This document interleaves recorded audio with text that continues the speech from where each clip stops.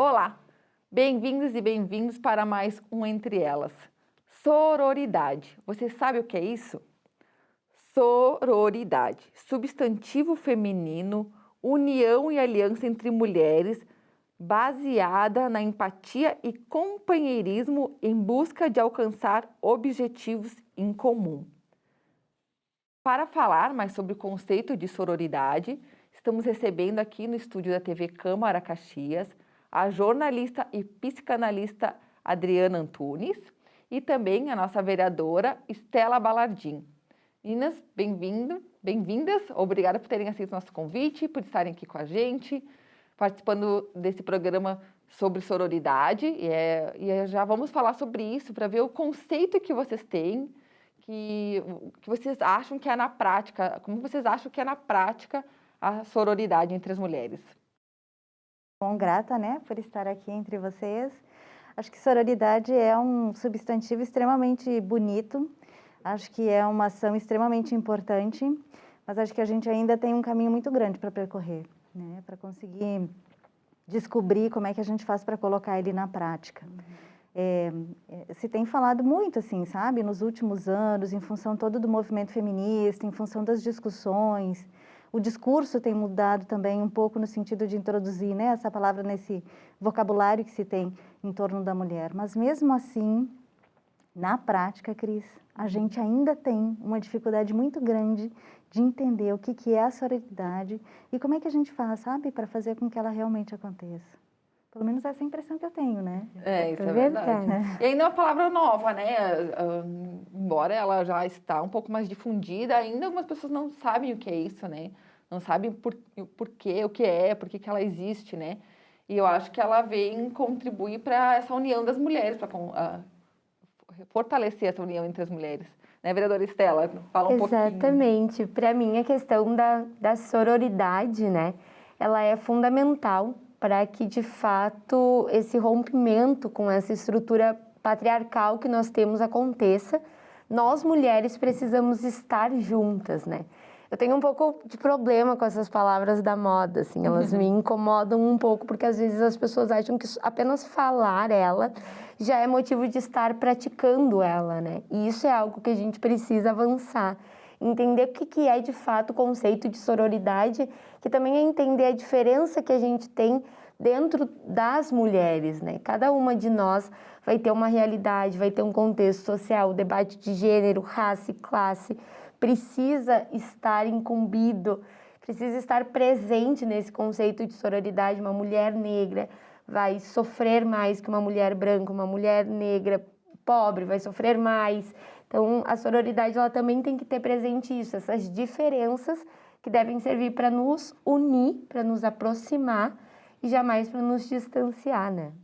Coletivamente, nós somos mais fortes que nós separadas, né? Juntas somos mais fortes. E como vocês acham que, apesar de tantas lutas, né? Porque vocês acham que ainda não conseguimos alcançar um nível, digamos, desejável para a união entre as mulheres? Bom, eu acho que são muitas camadas, assim, para a gente pensar, né? Uma sociedade patriarcal, acho que a gente precisa pensar o machismo como machismo estrutural, ou seja, ele está dentro de homens, está dentro de mulheres, né? E está dentro de todas as classes.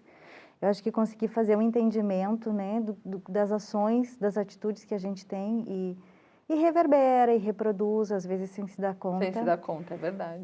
Tem que, sabe, fazer um movimento, assim, de busca de autoconsciência nesse sentido e de conhecimento. Eu também acho, sabe, que a gente, às vezes, acaba se apropriando dos termos, mas não consegue trazer isso realmente para o contexto de prática e de vivência.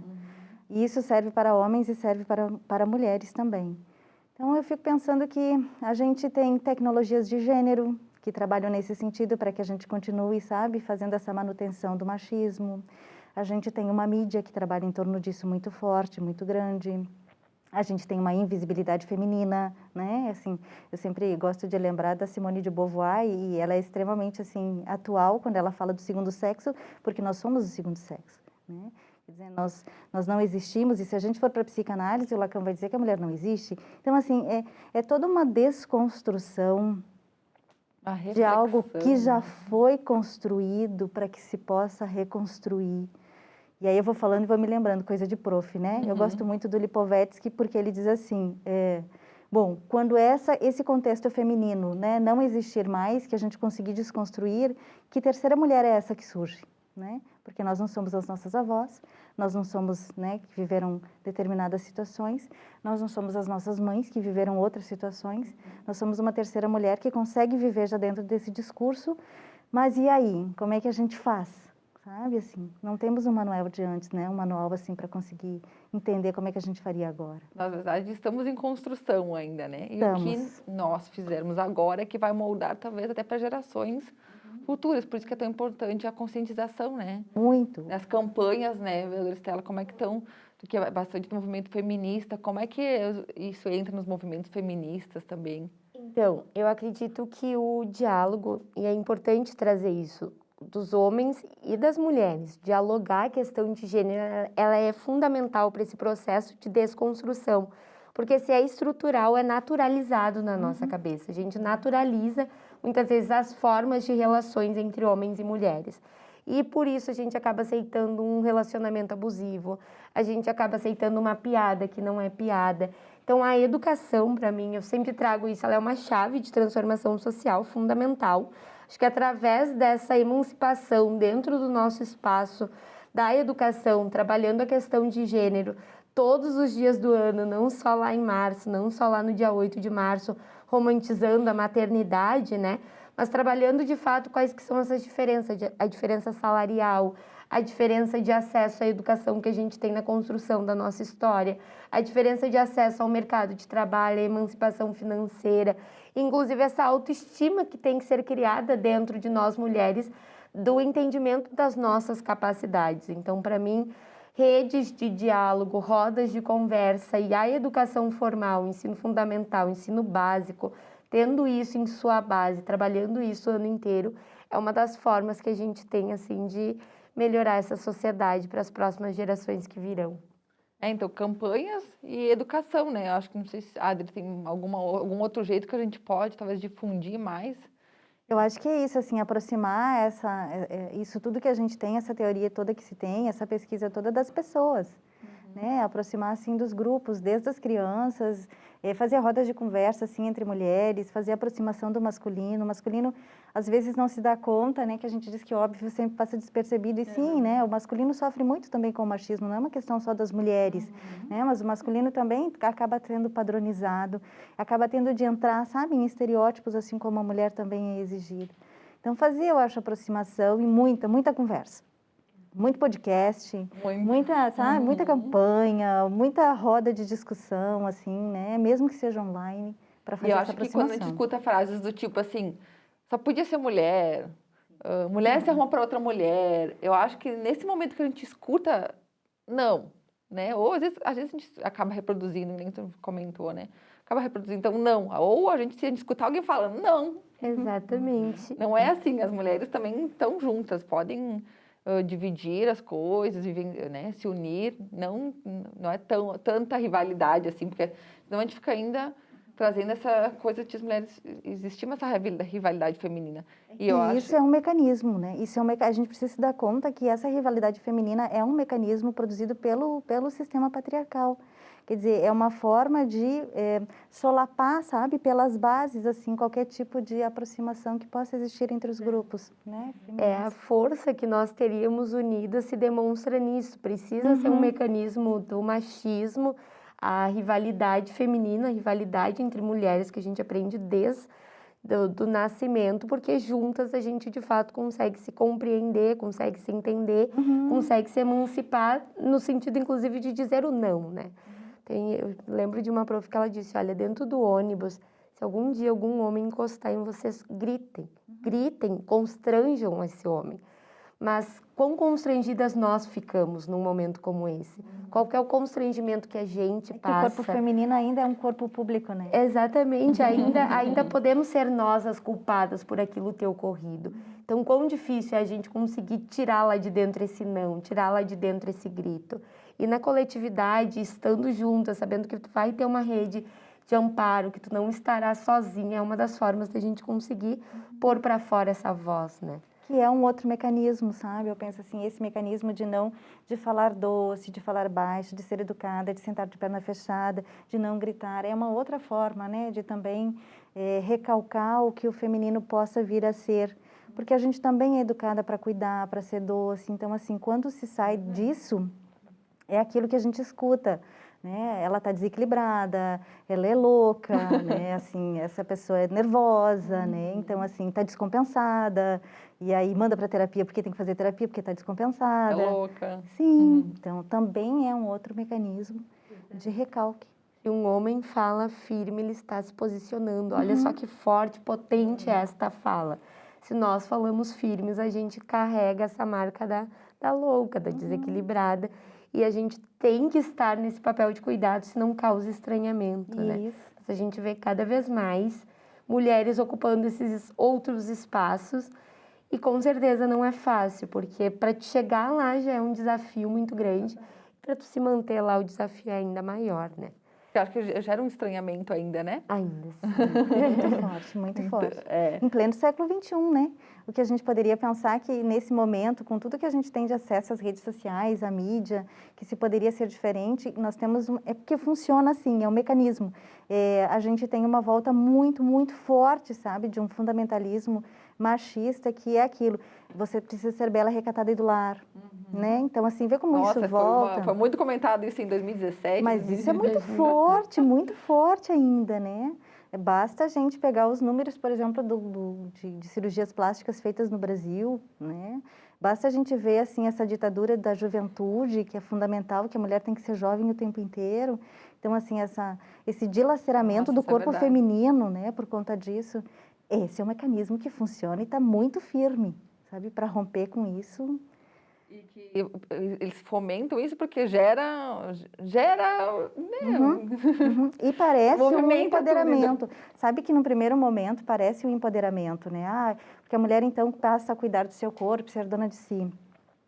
E tem estudos que dizem que isso funciona como se fosse um empoderamento colonizado, porque na verdade o que acontece? Essa sociedade patriarcal e de consumo acaba vendo que a mulher despertou, ela vai querer cuidar de si, cuidar, né, enfim, investir em si. E aí vem para cima com tudo para proporcionar outra vez, né, uma espécie de submissão, porque tu vai ficar atrelada a isso. E aí tem marcas assim, né, marcas que foram trabalhando com isso, marcas publicitárias, e que parece que é um empoderamento, mas não, é colonizado. E cuidar de si não quer dizer só tem que ficar sempre bonita, assim, cuidar de si tem outras formas de cuidar de si. Sem entrar no padrão. Que é a beleza, né? A gente padrão. tem esse padrão estipulado, imposto, e que a gente vai reforçando desde o do nosso nascimento, como que a gente tem que se portar, inclusive faz parte desse padrão de beleza, e a gente vai se colocando nesses espaços sempre com essa sensação. E quando a gente rompe com isso, também é uma dificuldade muito grande. E daí eu acho que volta para a palavra sororidade. Quando a gente está dispostas a assumir o nosso próprio estilo, a assumir o nosso próprio padrão de beleza, as nossas próprias belezas, tu ter o coletivo, tu ter aonde se amparar é fundamental. Porque a sociedade ela vai te culpar, a sociedade ela vai te julgar e ela vai te querer te colocar de volta naquela caixinha. Porque é naquela caixinha que tu tem que estar. E se tu sair dela e sair sozinha, tu provavelmente vai voltar. Mas se tu sair com mais mulheres juntos, provavelmente tu vai conseguir avançar e trazer cada vez mais, né? Tem um dado, tu falou da questão das plásticas e tal, o dado da questão salarial para mim é muito chocante. Se hoje, assim, do nada a gente resolvesse, ok, não vai mais ter diferença salarial, não vai mais ter 20% a menos para mulher, vamos todo mundo ganhar igual. Só em 2072 a gente de fato teria essa equidade, Nossa. a gente de fato conseguiria alcançar. Se a gente começasse hoje, se a gente começasse em 2021, a gente demoraria tudo isso de tempo. Então também traz um pouco disso, de quanto essa construção ela é aos poucos, ela é de formiguinha e ela é demorada, porque a gente precisou de milhões de anos de história para ter o machismo da forma que ele é. E vamos precisar de muita luta e mais muitos milhões de anos para ter essa sociedade diferente que a gente tanto sonha e tanto almeja, né? Então vai demorar um pouquinho de tempo se começarmos hoje. vai. Por isso que tem que começar agora, mulheres. Eu acho que esse programa é uma forma de começar, né? De a gente começar a refletir sobre isso e trazer essas discussões. Porque a gente já escuta falar em sororidade, é o contrário de rivalidade feminina. Acho que um dos primeiros passos é acabar com a rivalidade entre as mulheres, né? Estamos todas no mesmo barco, né? Eu acho que é Passamos uma aceitação, Cris, acabei te interrompendo, mas acho que é uma aceitação da singularidade, das nossas singularidades, né? Então, assim, tu é desse jeito, eu sou desse jeito, Estela é desse jeito, cada uma de nós se veste, se comporta, tem um corpo, tem um pensamento, e de conseguir avançar e perceber que a gente pode juntar essas singularidades no sentido de se completar, né? E não na questão da competitividade, né? Então, assim, de pensar, vamos por exemplo prático, né? A Estela é vereadora. Bom, eu gosto de política, mas não sou vereadora. Mas que bom, sabe, que uma mulher chegou a esse ponto e está trabalhando nesse sentido. Então, por que não, sabe? Se aliar, outras mulheres pensar possam junta, chegar, que eu estar aqui que tenham sirva para essa que outras possibilidade. mulheres cheguem, né?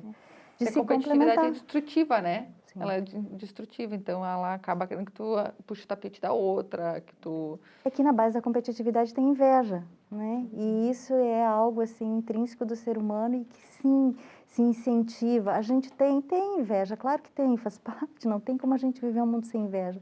Mas, assim, de conseguir avançar para além disso, né? Eu sempre penso que a inveja aponta o nosso caminho de desejo. Para onde é que eu quero ir? Muito bem, então, né?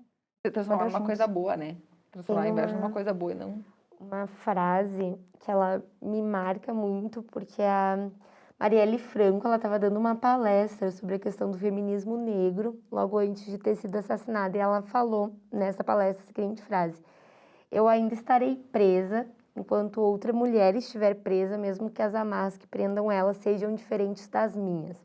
Estou parafraseando, né? Mas eu acho que isso traz muito essa questão das nossas diferenças, né? E que ter mulheres ainda que vivem sem se entender enquanto potentes, sem se entender enquanto capazes, entendendo que elas estão ali sim para uma subserviência para o marido, também me faz presa, por mais que eu já não tenha mais esses conceitos sobrecarregados no meu corpo, assim. Então, eu acho que isso também é muito importante, nós mulheres entendermos que eu me emancipar, que eu conseguir me entender enquanto uma mulher feminista, uma mulher livre, vivo numa sociedade machista, mas sou uma mulher livre, não me faz livre se as outras também não forem, né? Libertar da submissão, talvez, né? Que às vezes é imposta um pouco pra gente, né? Tem que ser assim, tem que servir a um homem, tem que, na verdade, isso tem que ser coletivo, tem que ser todas juntas. É, um pouquinho por vez, ainda temos um longo caminho pela frente. Então, se é 2072 esse dado, eu não sabia, meu Deus, até fiquei meio preocupada agora. É um pouco triste. Mas sabe que são as coisas, eu acho, desde de casa, assim, né? De a gente começar a se dar conta das nossas falas, do discurso que a gente tem. Então, assim, de cobrar, por exemplo, da menina, né? Ah, quando é que vai namorar, quando é que vai casar, depois que casa, quando é que vai ter filhos, né? Aquelas coisas horríveis que a gente diz para as mulheres que envelhecem. Nossa, você devia ser muito bonita quando era jovem. A gente não se dá conta, sabe? De que no nosso discurso a gente está reproduzindo o tempo inteiro esse machismo. Acho que todas já passamos por algum desses comentários, né? Que, na verdade, é mais prejudicam do que ajudam a gente, né? Então, a gente não precisa ter nada estipulado. Acho que a solidariedade vem nos mostrar isso. A gente tem nossa causa, a gente tem nossa luta. Bom, mas enfim, meninas, nós estamos terminando o tempo desse primeiro bloco, né? Nós já vamos voltar para falar mais um pouquinho sobre esse tema que é tão importante para nós. Você que está em casa, não saia daí, nós voltamos em um minutinho, já já. Todos os dias, criminosos portando este objeto colocam em risco a vida de pessoas inocentes. E a próxima vítima pode ser você ou quem você mais ama. O telefone nas mãos de quem passa trote é uma arma que congestiona linhas, atrapalha a brigada militar e pode tirar a chance de socorrer pessoas e evitar crimes. Ajude a brigada militar. Ligue 190 apenas em caso de emergência.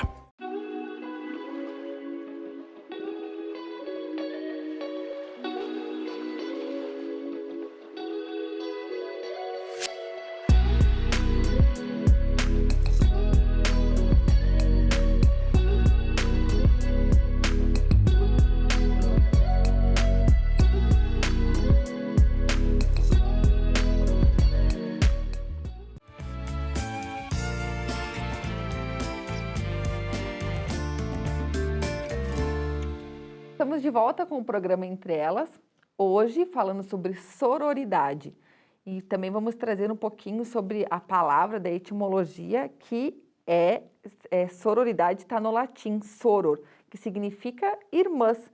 Sororidade é ao contrário de fraternidade, que é um pouco mais conhecido, né? O termo fraternidade é um pouco mais conhecido, que também que a fraternidade é dos homens, né? Que frater quer dizer irmãos.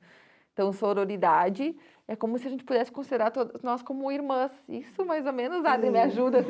Isso, eu acho bem interessante a gente resgatar, né, a etimologia da palavra, porque é de soror mesmo, né, é da irmandade. Então, assim, eu sempre digo, né, sempre falo, e quando uma mulher engravida e tem um bebê, na verdade, todas nós temos, né? Porque é isso, é essa sensação.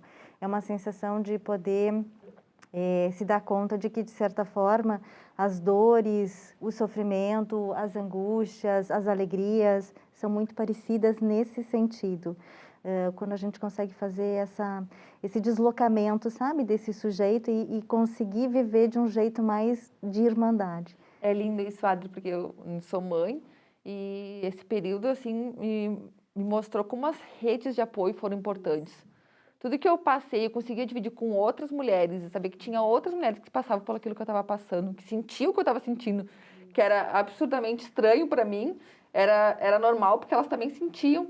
Então era uma coisa que era previsível, então acho que acho que é legal falar da solidariedade, como ela é importante, como ela é um fator positivo, quando a gente consegue encontrar outras mulheres que estão na mesma situação que nós, que conseguem nos entender, como isso dá uma força pra gente. Sabe que é interessante, assim, a gente descer mais um degrau, porque isso independe de ser mãe ou de não ser mãe. Porque, assim, nós somos antes mulheres.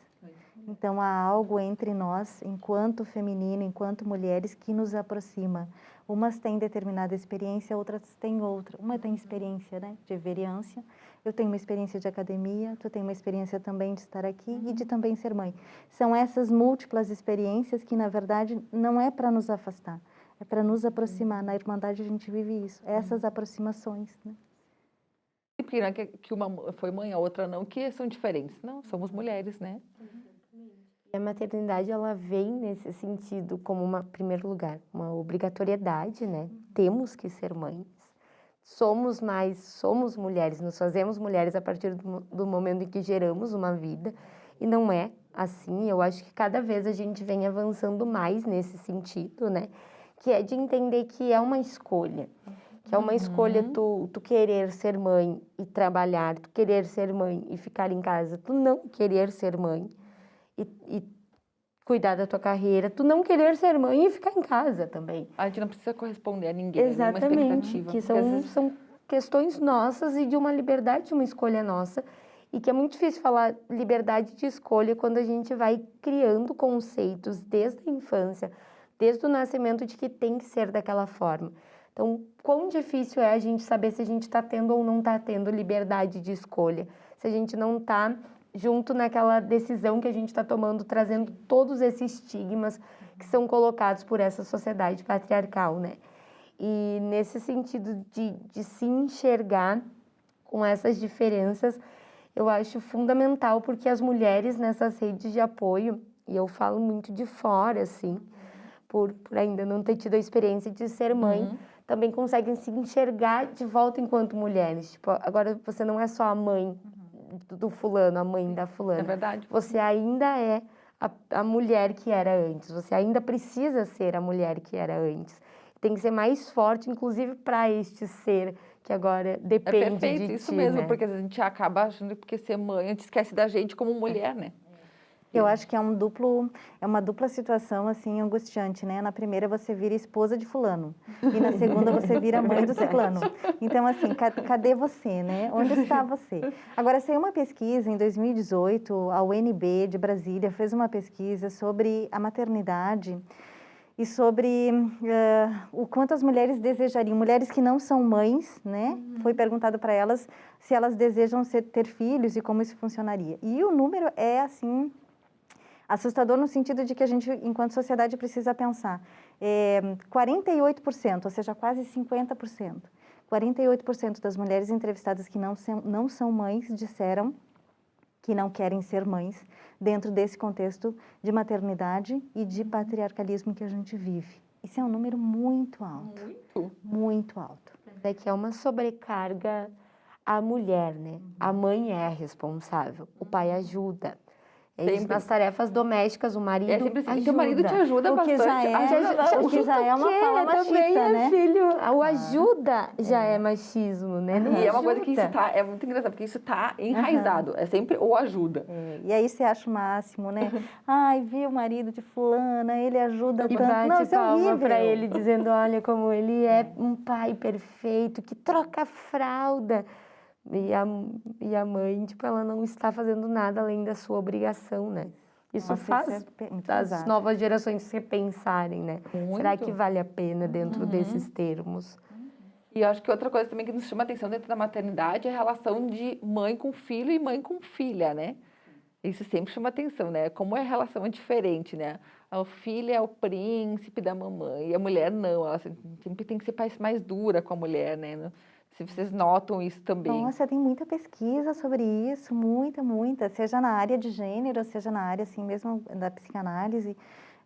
As meninas andam mais cedo, as meninas largam da fralda mais cedo e as meninas têm uma tendência a falar mais cedo do que os meninos. É verdade. Porque é como se fosse uma espécie de uma autonomia, sabe? Que essa mulher precisa ter, essa criança, né, futura mulher precisa ter, no sentido de que em alguma instância ela vai precisar ajudar, né? Então, assim, claro, isso é inconsciente, isso não é uma coisa de propósito, né?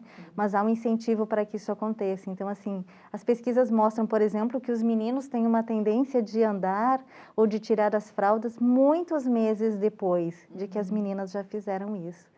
Então, assim, ao mesmo tempo que tem esse incentivo aqui, tem algo que prende ali na frente, porque essa menina também vai ter que, desde muito cedinho, aprender a se vestir. Ela vai aprender a ajudar a arrumar a cama, ela vai aprender isso tudo.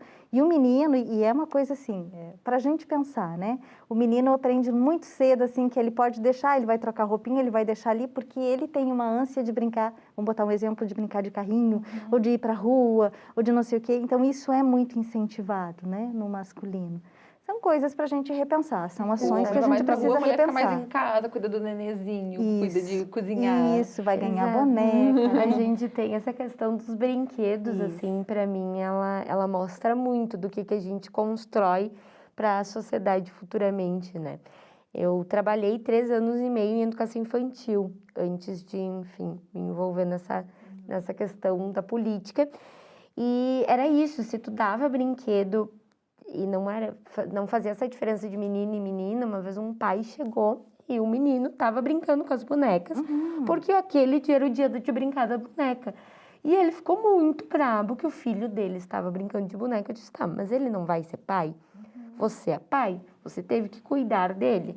Ele não vai ser pai um dia? Então por que ele não pode brincar de boneca? Só a mãe que tem que cuidar, que tem que saber trocar fralda. Então a gente tem que o menino é o herói, é o policial, é o bombeiro, é tudo, né?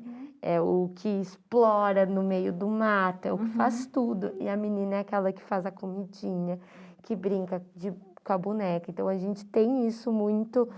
E como que a gente tem que brincar? Se a gente tá, eu falava, né, perna de guri, tem muita cicatriz na perna, é perna de guri, porque brinca muito, porque se aventura muito. A gente não pode fazer isso, né? Então, as crianças também têm essa sobrecarga da estrutura patriarcal dizem, sobre nossa, elas. a menina é mais calminha, como essa menina tem que ser tranquila, que é uma coisa que a gente falava no início, né? A mulher não pode se controlar, tem que ser calma. E desde pequena, a menina é mais calminha, tu vai ter minha menina, a menina é mais calminha, menina que é mais sapeca.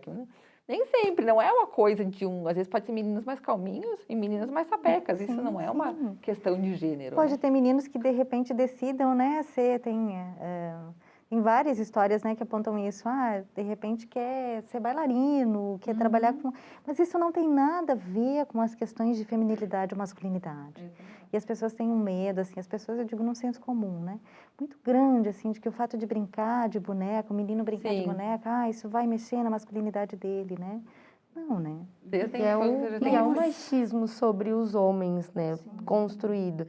Se você chorar, olha, Olha, que frase horrível de dizer, tá virando mulherzinha. Tá chorando, tá fazendo coisa de mulherzinha. Eu acho interessante o mulherzinha, né? Porque é uma coisa pejorativa, Pejorativo, assim, do bota ser mulher. a mulher e ainda bota com um termo pejorativo. Se abraça, se diz te amo, se vai crescendo e continua demonstrando sentimentos, inclusive pela própria família. Ele é um homem culpabilizado, assim, dizendo, não, tu não pode fazer isso não é coisa que um homem faz. E a gente vê quanto depois, nos nossos relacionamentos com os maridos, eles guardam dentro deles essas dores, essas angústias, porque eles não podem demonstrar, né? Sabe que saiu uma pesquisa, te cortei de novo, Cris. Não tá deixando, só tá indo. Saiu uma pesquisa agora, assim, uma pesquisa bem quente, assim, que a revista TPM fez com mais de 4 mil mulheres. E aí depois acabou publicando, se procurar nas redes sociais, assim, é muito recente, acho que é do mês passado. Falando o número, qual era o número, por exemplo, de homens, de pais que falavam com os filhos homens, sobre o que é ser pai, né? Como funciona a paternidade. E assim, o número é assustador porque é minúsculo, né? Os homens não falam com os seus filhos sobre o que é ser pai. A gente até tem tem um número até razoável, assim, não vou me lembrar dos números, tá? Mas é só procurar. Mas, assim, as mulheres ainda falam com as filhas sobre maternidade. Os pais não falam com os filhos. E um número muito interessante foi assim, você conversa sobre sexo, né, com o filho homem, o pai falando sobre sexo com o filho homem, sobre questões de prazer, de entendimento do corpo, não se fala, também é velado. E nas mulheres, o quanto as mães conversam com as filhas sobre o prazer sexual, porque também não se fala de maternidade, se fala de doenças. 75% das mulheres nunca tiveram um orgasmo. Isso e é esse número de mães que é 6%. Só 6% de mães se autorizam a falar de prazer sexual, como funciona, né? Como é importante ter uma relação onde tu também vai ter um orgasmo, onde tu também vai ter prazer. Não se fala sobre isso. E vai se falar com quem, né? O ideal seria uma mulher que também não viveu isso, como que ela vai falar de sentir prazer se ela, talvez, provavelmente teve um relacionamento que ela não sentia prazer? Porque é comum, tu tá ali meio que para servir nesse momento, tu nem entende que tu tem direito e que tem que ser bom para ti também, né? Então, isso é um dado absurdo, assim, eu fico pensando, às vezes eu olho as pessoas, não, eu fico pensando, 75% das mulheres nunca sentiram prazer. Porque isso também é negado a elas. O menino, ele é estimulado a conhecer o seu corpo. E a menina, não, Deus me livre, não se encoste, não se olhe, não se veja. Assim. E a própria questão do estupro no casamento, né? Então, assim... Passou também, né, a ter uma legislação sobre isso, porque até então... Até então não era um crime, digamos assim, né? Não, né? Tu tem obrigação, né? Nesse momento, tu vai ter que ser. É tão histórico que os vestidos das mulheres, antigamente, a mulher deitava, o vestido cobria o rosto dela e o homem realizava o seu prazer sexual naquele ser inanimado que estava ali com o rosto coberto e as mãos paradas em cima da cama. Claro que não é mais assim, mas se for pensar, ainda carrega muito dessa história, né? E acho que até falando um pouco de história, meninas, acho que é legal a gente falar dos contos de fadas, né? Como a gente falou da infância, né? E as meninas são acostumadas a ler conto de fadas, Cinderela, enfim. E até tem uma colega que ela me apresentou uns livros que eu não conhecia, que é Revolução, Rapunzel, Revolução. E que fala também da questão do príncipe, né? Que a gente tem aquela questão de idealizar o homem. Mas também fala da questão da mulher com a madrasta. Quanto que a madrasta era, tipo, judiada da enteada, né? Então, isso também, que às vezes a gente foca tanto no príncipe que esquece de rever essas situações de mulheres que também são abordadas nesses contos de fadas, né? Que elas são, desde o conto de fadas, que tu vê que a mulher tem que gostar de um príncipe e que as mulheres, entre elas se rivalizam, né?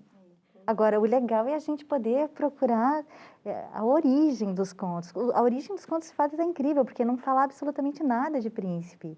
Né? Se a gente for pegar antes dos Irmãos Grimm, porque foi a partir dos Irmãos Grimm que a gente vai ter uma virada e o final feliz surge. Porque até então, pegar o que o Perrault fez por volta de 1600 e alguma coisa em toda a Europa, resgatando os contos orais, é a jornada do feminino, é a maturidade da mulher, quer dizer, o entendimento dela enquanto sujeito. Depois, com os irmãos Grimm vai surgir o final feliz, né? Porque a corte que ficava no castelo, né? A burguesia não queria. De um homem. Precisava. E aí a gente vai ter a Disney esculhambando com tudo, né? Então, assim, a Disney vem e atrapalha e infantiliza. Da madrasta. Eu não sou mãe, mas eu sou madrasta. Era isso, de ser madrasta, né? E ele olhou, pegando essa questão das histórias e disse, madrasta não, porque a madrasta é má e você não é má. Então, como as histórias, elas fazem parte, né, do imaginário da criança e aquilo é importante. Então, a gente vive a nossa vida atrás desse príncipe encantado que vai nos salvar do encanto de uma bruxa má. Então, quem que era a pessoa má nessa história? Era a mulher. Mulher era malvada. E quem que me salva? O homem, os sete anões. Então, normalmente, o príncipe, a salvação, ela vem do homem e a maldade partiu de uma mulher. Então, a gente também vai entendendo que a mulher é ruim. Que o homem me salva, me protege. E o que a gente não para pensar também, agora que tu falou, Estela, eu fiquei me lembrando, né? É que o masculino que aparece nos contos de fadas da Disney é sempre um masculino muito patético. Então, assim, nunca se para pensar, sabe? Que, assim, é um rei patético, é um pai, assim, que, sabe, assim, ou ele é ausente, ou ele não consegue se colocar no relacionamento por causa dessa filha. É um príncipe, assim, né? Que também é vazio. Vazio, surge do nada, com nada. Sabe? Por nada. E E é como se aquilo fosse a melhor coisa. O príncipe é a salvação, né? E a gente também complementa. Tipo, o que faltava para ele não ser vazio era nós. Atrás de um grande homem sempre tem uma grande mulher, né? Mas não. Hashtag só que Essa coisa de conto de fadas é uma coisa que a gente replica e não se questiona, né? Só vai replicando, né? Só vai adiante. Em busca do felizes para sempre. Que não existe, né, gente? Não existe. Não, porque se os contos contassem depois, né? Não, porque termina, né? Os contos terminam. Então, e sororidade, então, meninas, eu acho que só falando um pouquinho mais do conceito, que às vezes as pessoas, sororidade, nós temos todas que se amar, né? Às vezes confunde um pouco, né? Temos que gostar de todas. Não, a gente não precisa gostar de todas as mulheres, mas tem que se respeitar. Eu acho que isso é básico para todas as relações, né? O respeito. E respeitar e deixar de julgar e deixar de maltratar, enfim, concorrer. Eu acho que é isso, sororidade, né?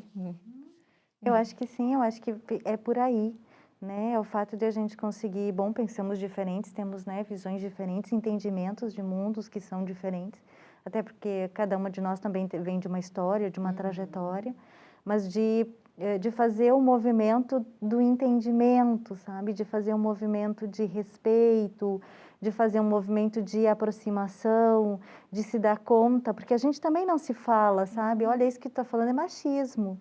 E aí a gente escuta, às vezes, de uma amiga e fica, nossa, mas que coisa horrível. Não, sabe? Assim, de a gente poder se permitir também, se pontuar, se colocar no lugar, de fazer a reflexão, para fazer essas aproximações de mulheres que, sim, a gente vive num contexto onde existe um número gigantesco de mulheres. A gente é também muito machista, mas, assim, de a gente conseguir tentar, pelo menos, trazer um pouco, né, para essa questão de autoconsciência. Exatamente.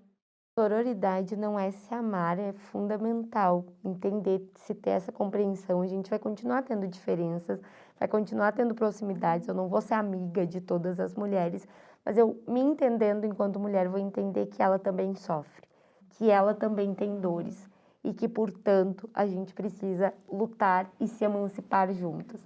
A gente precisa ser livre juntas, cada uma com as suas diferenças, com as suas realidades, com os seus demarcadores sociais, com as suas vulnerabilidades, mas juntas, não enquanto amigas, mas enquanto mulheres que estão dentro de uma estrutura que precisa ser remodelada, remoldada, reconstruída, né? Já estão falando de empatia também, né? Que também está presente nas discussões já. Bom, meninas, estamos encerrando nosso tempo. Eu quero agradecer muito a contribuição de vocês. Nós falamos sobre maternidade, falamos sobre contos de fadas, falamos sobre dados, né? Então, acho que foi um programa bem legal, gostei. Bem interessante. Espero que vocês que estão nos acompanhando também tenham gostado. E contamos com a audiência de vocês para os próximos Entre Elas. Um abraço e até lá!